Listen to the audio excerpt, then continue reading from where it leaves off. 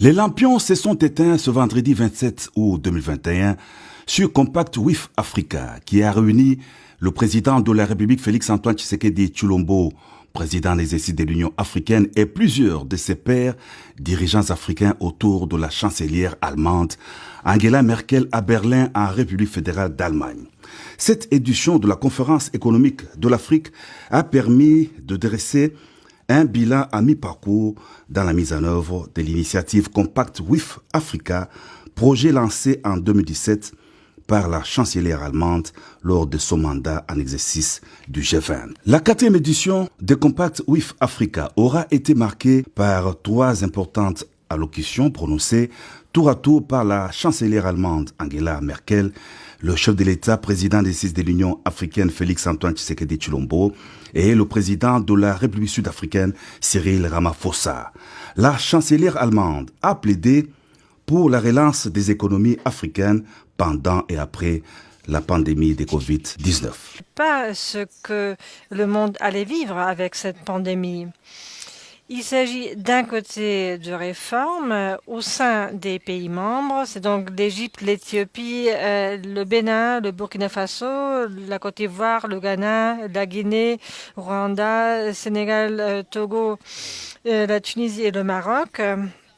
Il s'agit de réformes dans les pays mêmes et plus d'investissements privés, et aussi de créer de meilleures conditions d'investissement comme réaction aux réformes. Mais en fait, l'urgence qui s'est présentée maintenant avec la pandémie d'avoir des investissements dans le secteur de la santé sur le continent africain, on ne pouvait pas s'en douter à l'époque.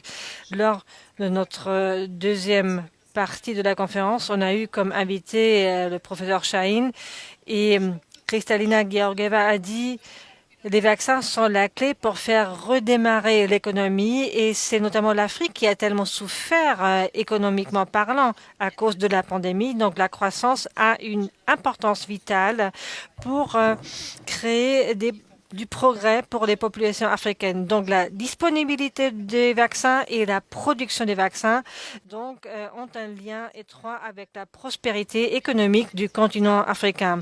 Et c'est aujourd'hui ici, on a 60% de la population qui est vaccinée, et en Afrique c'est juste 2%.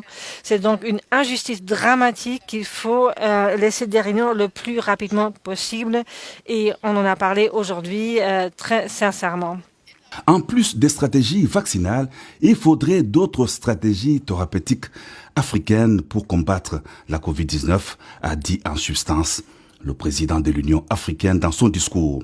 Félix-Antoine Tshisekedi Tshilombo en a aussi appelé à l'élévation du fonds de DTS alloué à l'économie africaine. Nous avons également parlé de la nécessité d'élever les fonds de DTS alloués à l'économie africaine, les 33 milliards. Nous avons parlé de faire un effort comme nous l'avons décidé à Paris, de conjuguer nos efforts pour essayer de ramener ces DTS au niveau de 100 milliards. Nous avons fait également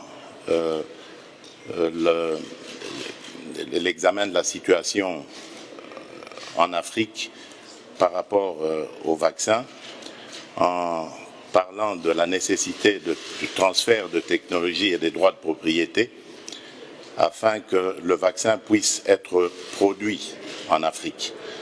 Tout simplement parce que cela va contribuer à rassurer davantage les Africains et à casser avec ces théories complotistes, ces messages en tout genre qui visent à susciter la méfiance des Africains vis-à-vis du vaccin. J'en ai profité également pour parler de ce qui se passe en République démocratique du Congo par rapport à 2 produits, le Manacovid et le Doubaz C. Ce sont 2 produits anti-Covid et qui ont vraiment montré leur efficacité. Je ne peux pas dire à quelle hauteur, mais en tout cas, selon plusieurs scientifiques que j'ai consultés, ces médicaments ont eu de l'effet. Et donc, j'ai proposé au professeur Chahim, que j'ai félicité au passage d'avoir vraiment aidé à la reprise économique mondiale. J'étais content de sa réponse parce qu'il a dit que c'était possible, de voir si on ne pouvait pas rajouter au préventif des solutions aussi qui soient curatives. Le président sud-africain Cyril Ramaphosa, dont le pays s'investit dans la production des vaccins, a émis le vœu de voir la mise en place d'un cadre au niveau des Compact with Africa favorisant les investissements. Les intervenants ont les uns et les autres rendu un hommage à la chancelière allemande Angela Merkel, arrivée fin mandat, pour ses loyaux services rendus en portant l'Afrique à de grandes instances internationales. Une douzaine de pays africains sont membres des Compact with Africa. Le Bénin, le Burkina Faso, la Côte d'Ivoire, l'Égypte, l'Éthiopie, le Ghana, la Guinée, le Maroc, le Rwanda, le Sénégal, le Togo et la Tunisie.